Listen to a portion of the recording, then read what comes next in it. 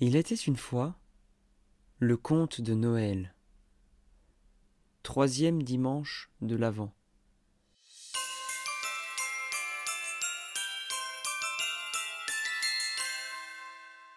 Nous retrouvons nos amis, Fanny et Marius, avec leur grand-père en ce troisième dimanche de l'Avent. Tout ce qu'ils ont vu à la messe évoque la joie de Noël qui approche et la venue du Sauveur. Pour marquer ce dimanche de la joie, Frances propose à ses petits-enfants d'aller chercher un sapin, de le rapporter à la maison et de le décorer. « Oh, quelle idée merveilleuse !» disent en chœur Fanny et Marius. L'après-midi même, pendant que Frances continue la fabrication des santons, les enfants décorent le sapin. Après cette journée pleine d'émotions, les enfants vont se coucher. Ce n'est pas encore les vacances. Frances devra se mettre au travail de bon matin, car il y a beaucoup de santons à fabriquer pour la jeune femme qui veut offrir une belle crèche à ses grands-parents. Une fois les enfants partis à l'école, Frances se met donc au travail. Il est très ennuyé, car il ressent une fatigue inhabituelle. « Ce n'est pourtant pas le moment de me reposer, » dit-il en regardant César le chat, tranquillement installé dans son fauteuil. « Je vais commencer à faire le santon scout. » Il connaît bien les scouts de sa paroisse qui rendent facilement les services, notamment auprès des personnes seules ou âgées. Ce santon lui tient à cœur. Puis il fait Marie, Sainte Lucie avec sa couronne de bougies sur la tête, l'apiculteur avec sa ruche, l'âne, la maraîchère et sa brouette de légumes, une maman avec son bébé.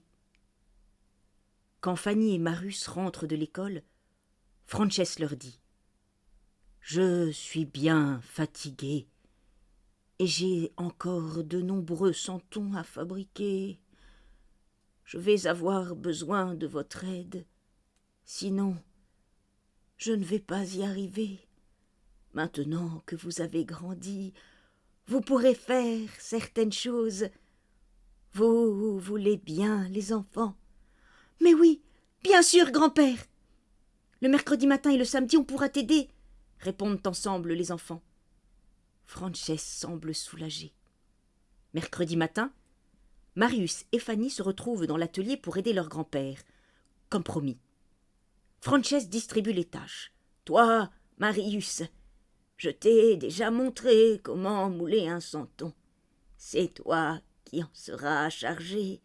Toi, Fanny, tu nous apporteras le matériel dont nous avons besoin.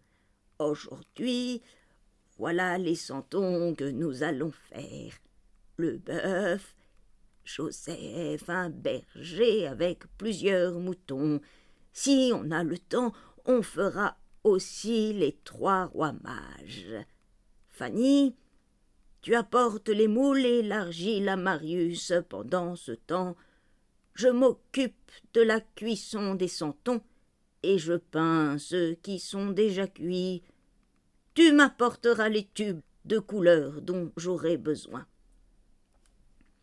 César, réveillé par toute cette agitation, saute d'un bond sur l'établi. Mais le grand-père intervient. « Tu veux nous aider, toi aussi ? Allez, descends de là, coquin !»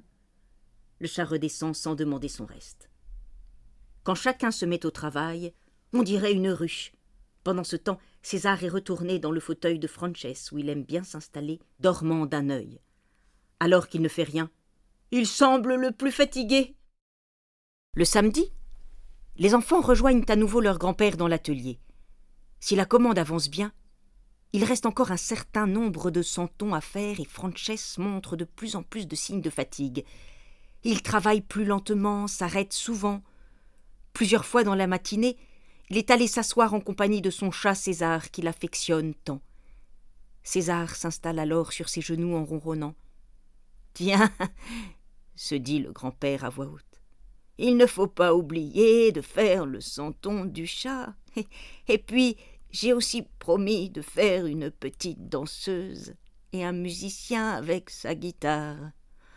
Oh, il y a encore tant à faire. » Quand Fanny entend son grand-père parler de la danseuse et du musicien, Une grande tristesse l'envahit. Ce serait vraiment trop dur de ne pas participer au spectacle à cause de nos affaires cassées, pense-t-elle. Puis elle se ressaisit, car ce qui l'inquiète le plus pour le moment, ainsi que Marius, c'est de voir leur grand-père si fatigué. Oh, pourvu qu'il ne tombe pas malade, ce serait trop triste qu'il soit cloué au lit pour Noël, se disent Marius et Fanny. En aidant grand-père, le travail avance plus vite, mais s'il est malade, que va-t-il se passer? Oh, la commande risque de ne pas être finie à temps, et les grands-parents de la jeune femme n'auront pas leur beau cadeau. Oh, ce serait tellement dommage.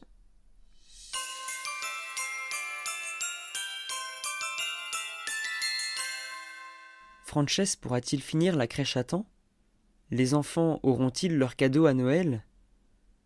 Rendez-vous dimanche prochain pour la suite du conte.